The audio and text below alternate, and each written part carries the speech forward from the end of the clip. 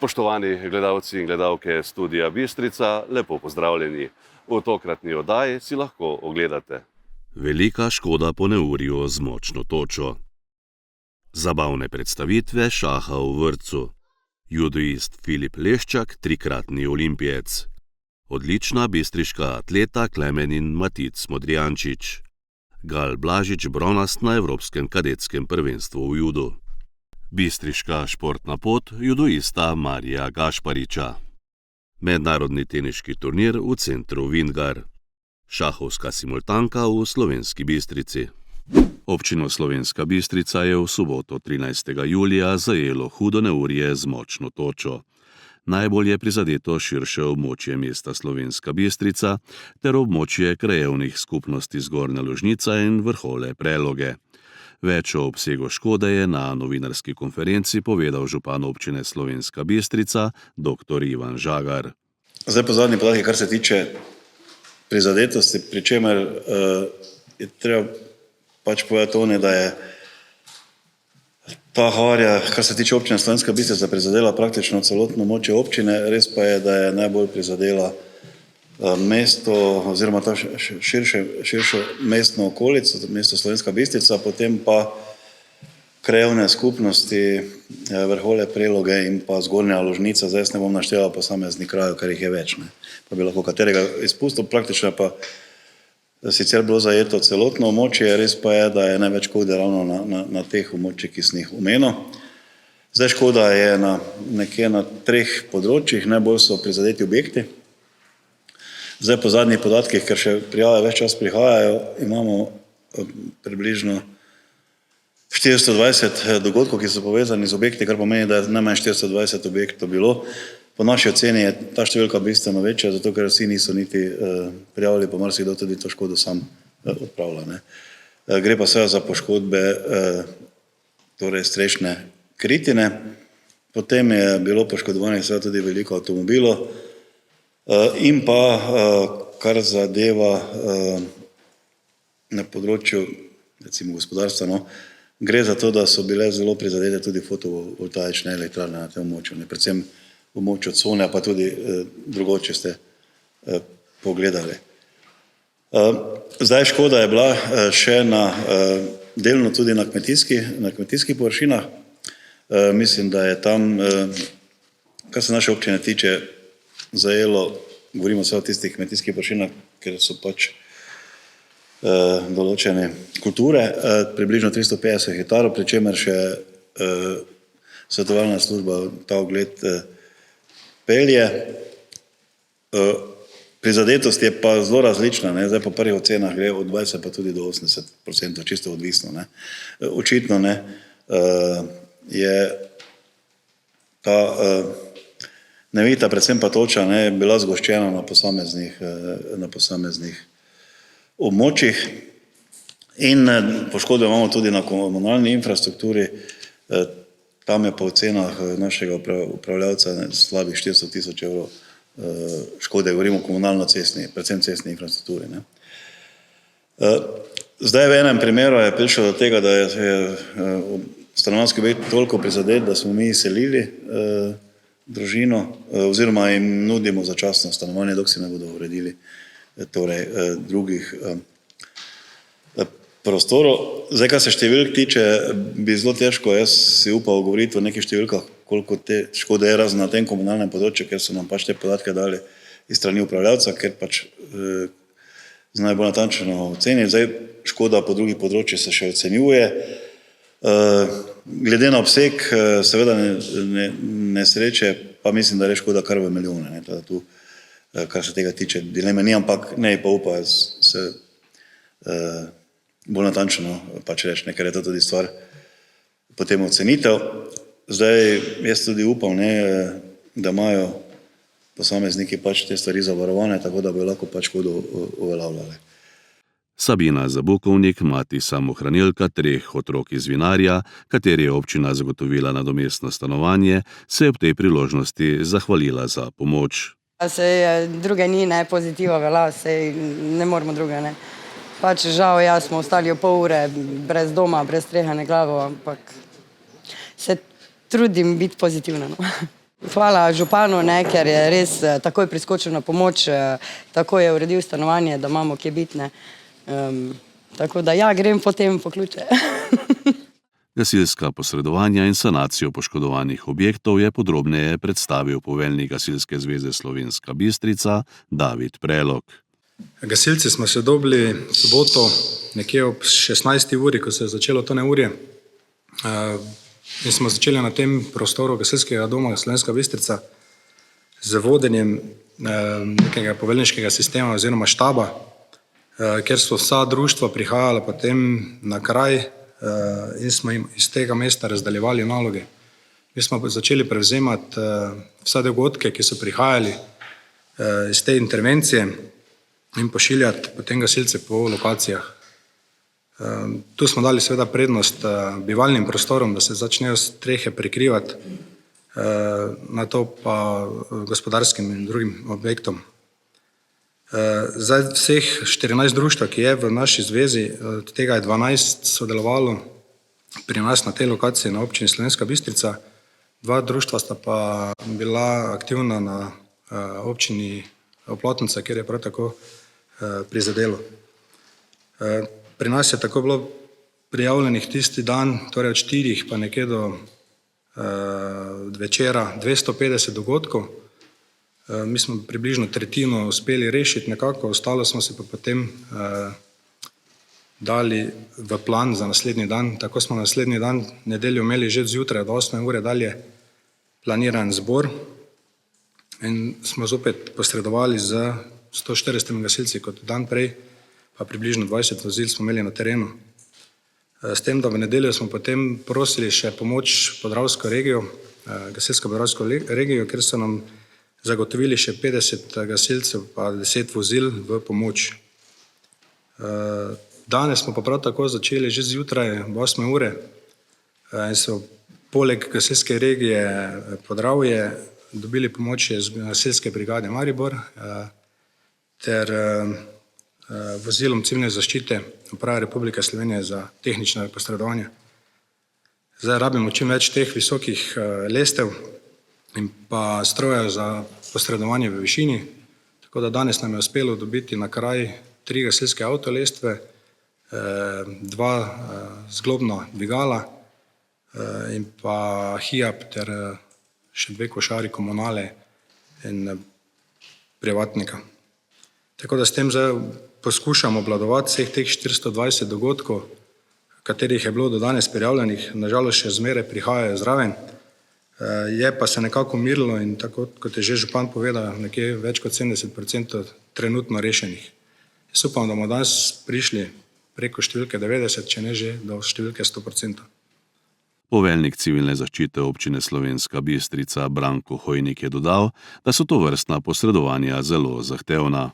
Tako da tu predvsem je vloga civilne zaščite, bi rekel, logistika, ki je pa seveda tudi v takem obsegu kar precej zahtevna, tako da se kot civilna zaščita v tem delu vključuje, torej z nabavo predvsem te materialov, ki so pač potrebni gasilcem, da lahko opravljajo te svoje naloge.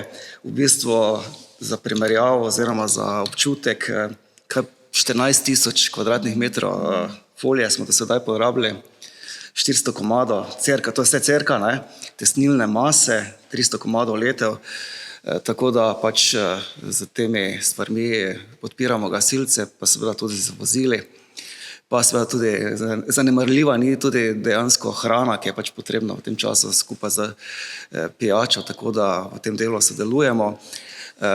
Kar se tiče prebivalstva, nekateri se organizirajo tudi sami, pridejo po folijo, ker dejansko glede na obseg je težko hkrati obdelati vse te intervencije, tako da bi res prosil za potrpljenje vse občane, pa da mogoče res, če imajo možnost, da tudi kaj še sami postorijo, sicer pa tudi jaz bi se zahvalil vsem gasilcem, kot tudi naši enoti civilne zaščite regije, ki je v bistvu, mislim, da v Slovenski Bistrici prvič prišla s HIAB-om, z strojniki,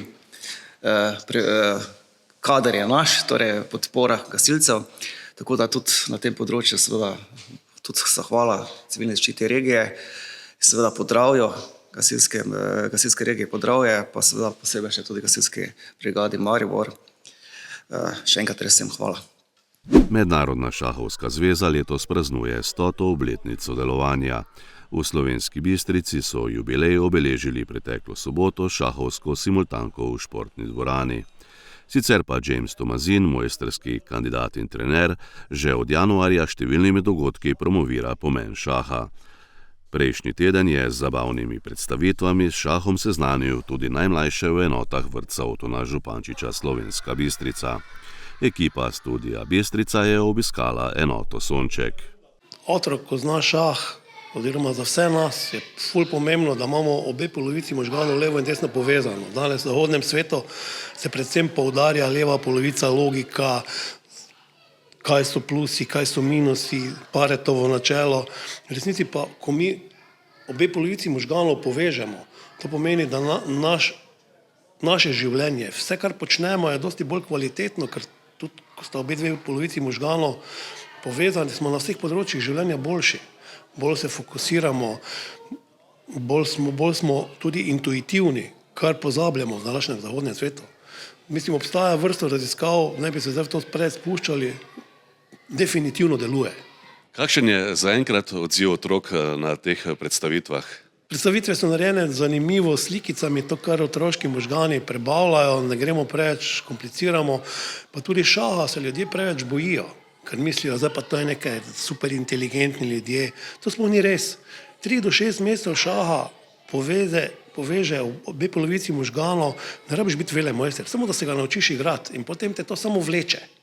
In te vleče, obenem pa pridobiš razumevanje prostora, časa, logičnega razmišljanja, tudi seveda planiranja, kognitivne sposobnosti se povečajo. Mislim, toliko ima plusov in prav škoda je, da ljudje to, oziroma tisti, ki se s tem ukvarjamo, še bolj ne poudarjamo. Vodstvo vrtca je z veseljem sprejelo to vašo idejo? Ta ideja je se začela še pri prejšnji nadletni stanki Stegne, imeli smo kar nekaj sestankov in seveda ta Slovensko-bistriški vrtec je eden večjih vrtcev in vodstvo je tudi razumelo, kaj to pomeni za otroke. S tem, da pa tu potegne za sabo vrsto nekih stvari, tudi kako naučiti nekoga učiti nekoga. In to je najboljše tukaj, ker obstaja ogromno iger za takšne male otroke in ljudje se preveč bojijo šaha.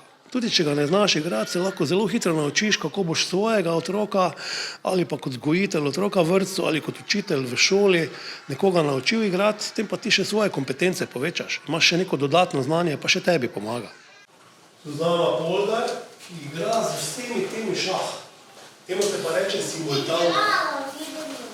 Igrala ni, zadaj se igrala. To je bolj pomembno, ko šah se gleda. In to je simultanka, ko bo tudi v soboto v Slovenski Bistrici. To bom tako še povedal, če bo koga zanimalo, da bo prišel gledati. Zdaj pa kaj potrebujemo, če hočemo šah igrati?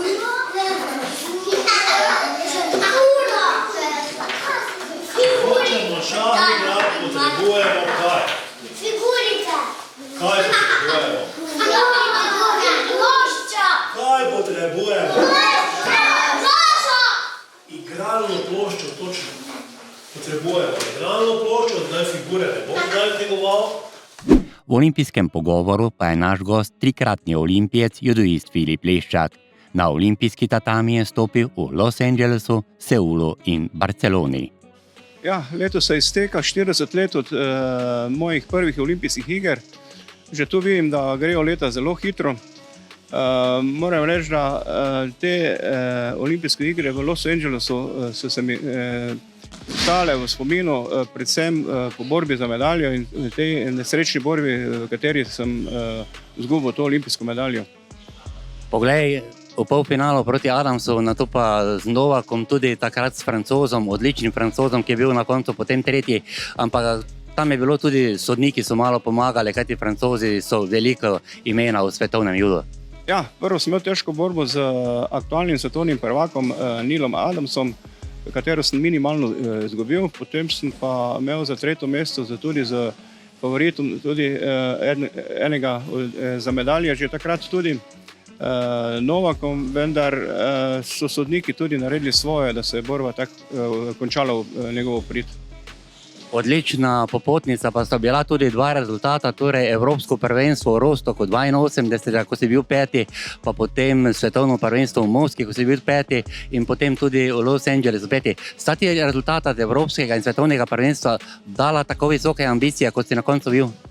Ja, sam sem bil tudi v ožjem izboru za medaljo, kar se je tudi na koncu pokazalo. Res sem to v tem obdobju, v tem olimpijskem ciklu sem imel res odlične rezultate, peti na Evropskem prvenstvu, peti na svetovnem prvenstvu, mediteranska medalja še v istem obdobju in na koncu sem krono, rekel, z odličnim rezultatom na olimpijskih igrah, čeprav se mi je medalja izmuznila.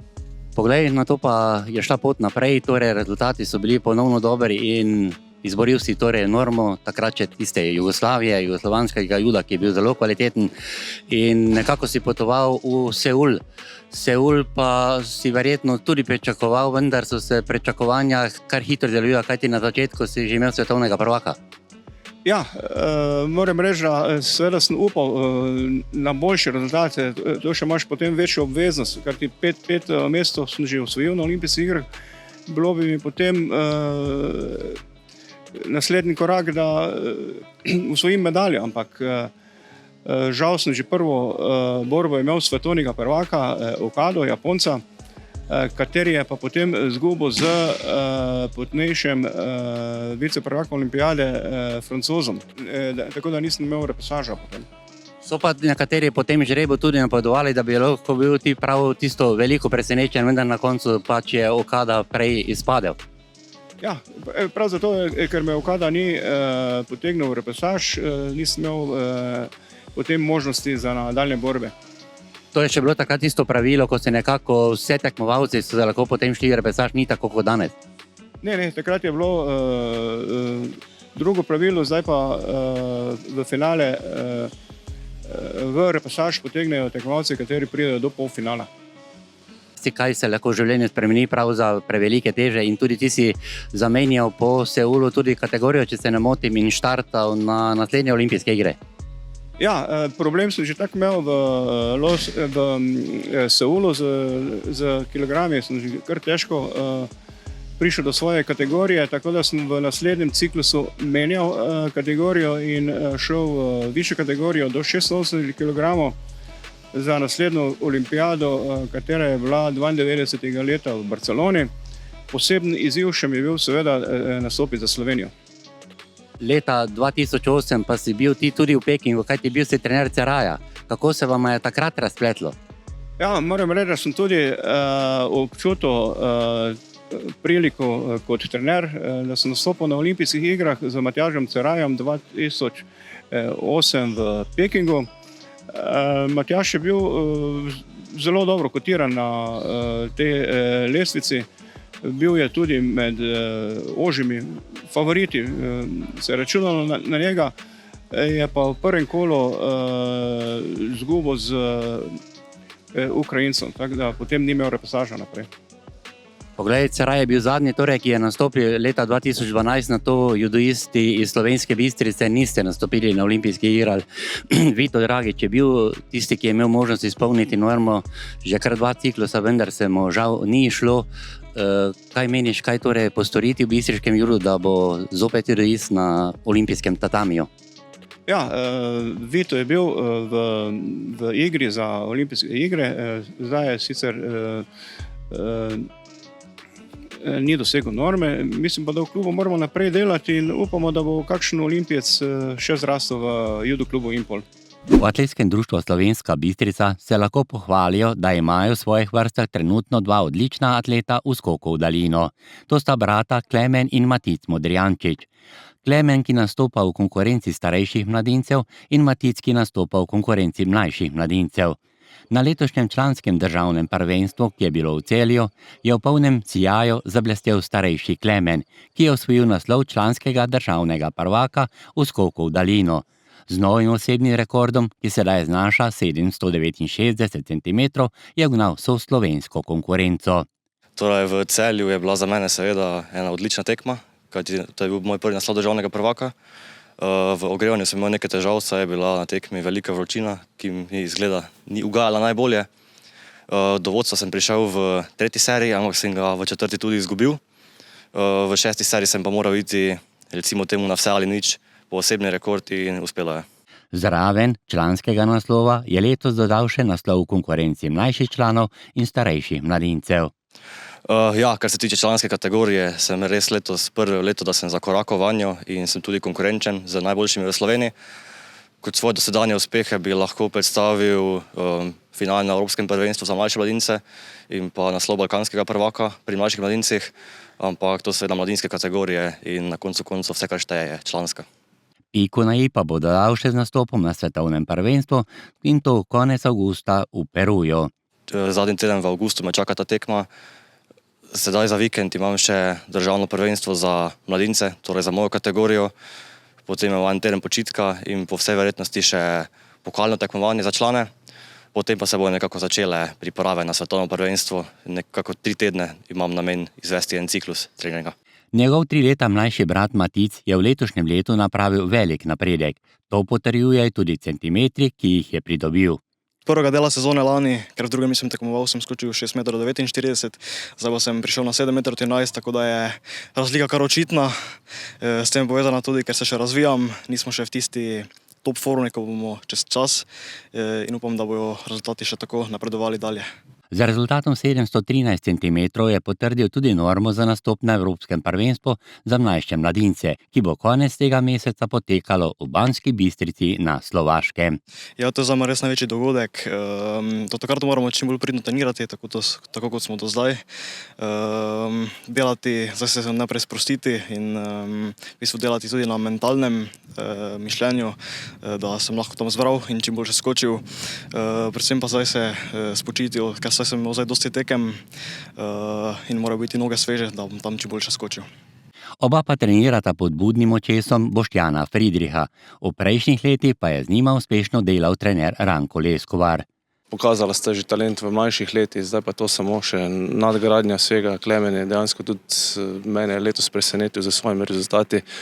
Prvič osvojil tudi naslov državnega članskega prvaka in pa zdaj že kar krepko presegal tudi normo za nastop na svetovnem prvenstvu za mladince, ki bo konec avgusta, tako da odlična sezona.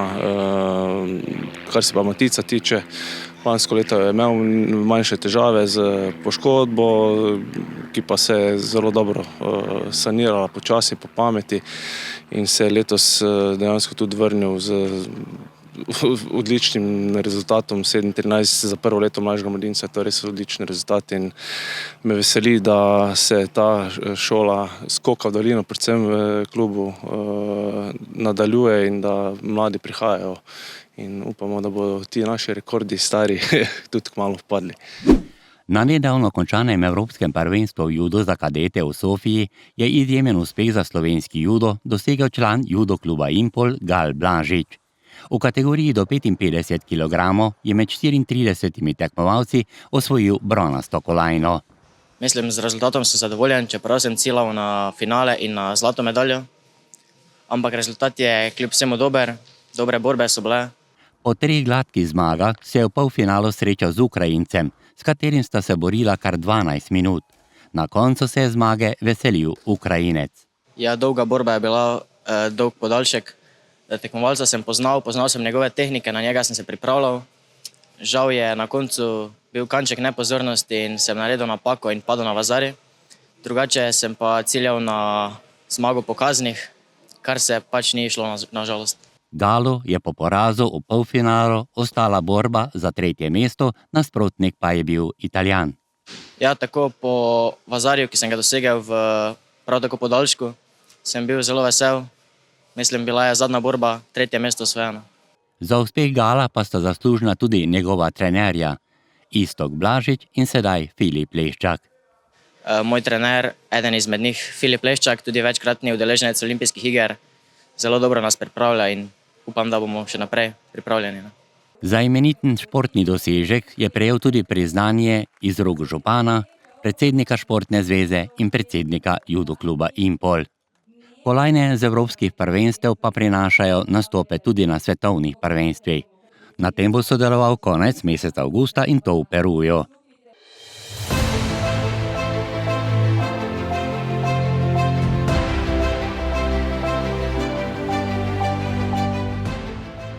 Bistriška športna pot.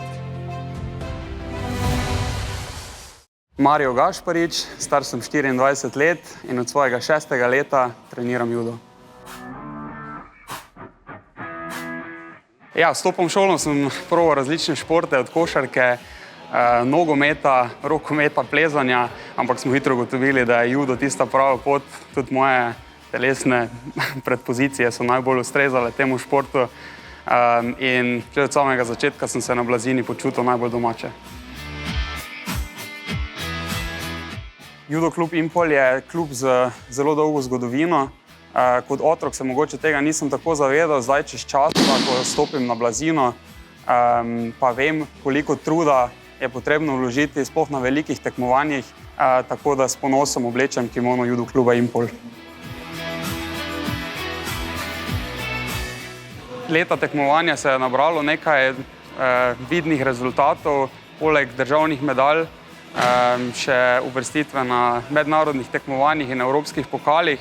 V zadnjih letih sem malenkost več pozornosti namenil šoli, faksu, zaključil to in sedaj ciljam višje. Letošnja sezona je s poškodbo februarja žal splavala po vodi, tako da za letos ne planiramo nekih večjih tekmovanj, sem pa z mislimi že v naslednji sezoni, kjer je seveda glavni cilj uvrstitev na Evropsko prvenstvo. Judo je tehnično nedvomno zelo zahteven šport, ampak sama tehnika ni dovolj. Pomembna je tudi moč. Zdaj, nekateri imajo s tem malo več problemov, jaz pa bom rekel tako, moj oče kot najmočnejši Slovenec, večkratni zmagovalec tekmovanja za Martin Krpan, mi je nekatere stvari položil kar v zibelko. Športniki smo v Slovenski Bistrici s kimono ali brez nedvomno zelo dobri prijatelji. Leto 2024 je olimpijsko leto. Judoisti judo kluba Impol bomo norbo nazbirali za naslednje olimpijske igre, ki bojo v Los Angelesu 2028. To leto pa bomo držali pesti za vse ostale olimpice, še posebej za naša odbojkaša Žigo in Tončka Šterna.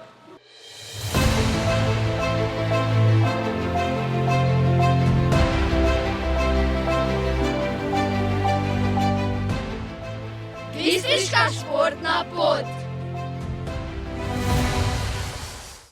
V centru Vintgar se je preteklo nedeljo končal mednarodni teniški turnir svetovne serije Slovenska Bistrica Open 2024. Kot zadnji Slovenec je nastopil Jan Kupčič, ki se je v polfinalu pomeril proti Slovaku Andreju Martinu. Slovak se je v glavni del turnirja prebil skozi kvalifikacije in na poti do polfinala premagal kar 2 Slovenca. Kupčič je na tekmovanju prikazal odlično igro, namučil je tudi Slovaka, ki pa je vendarle zmagal v 3 nizih 6-4, 3-6 in 6-2 in se uvrstil v finale ter na koncu tudi osvojil turnir. Največji teniški dogodek v zgodovini Slovenske Bistrice so poleg občine Slovenska Bistrica podprla tudi lokalna podjetja.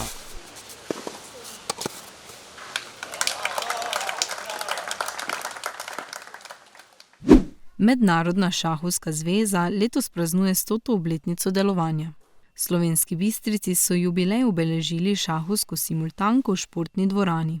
Velemojster Jure Škobrne se je pomeril z 20 igralci. Več o dogodku nam je povedal organizator James Tomazin.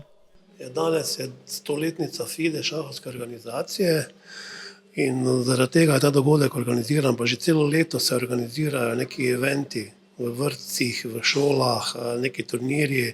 Vse je namenjeno temu, da bi ljudje spoznali, da je šah, to, kar sem prej povedal v enem kratkem uvodniku, kak je fajn za možgane, ker povezuje levo in desno polovico možganov in to ljudje premalo vejo, pa bojijo se ga, nič ni kompliciranega. Ja, simultanka je tak, velemojster oziroma en zelo dober šahist pride, stalno ima bele figure, potegne figuro, gre naprej, potegne figuro, gre naprej. Ko pa pride v krog, spet do prvega, pa on potegne potezo, pa spet velemojster. Tako da velemojster stalno vidi, kaj je on igral. To se pravi, ti ga stalno čakaš, da pride, potegneš, pa on potegne, pa gre naprej. Nekaj besed je z nami spregovorila tudi partnerka velemojstra Darja Kapš, katera tudi sama drži naziv velemojstra. Seveda imava zelo rada šah, tudi rada potujeva okoli, imava veliko prijateljev šahovskih in to se vse nekako spoji skupaj, tako da zdaj pa sploh, ko sva par, potem počneva to nekako na takem družinski način.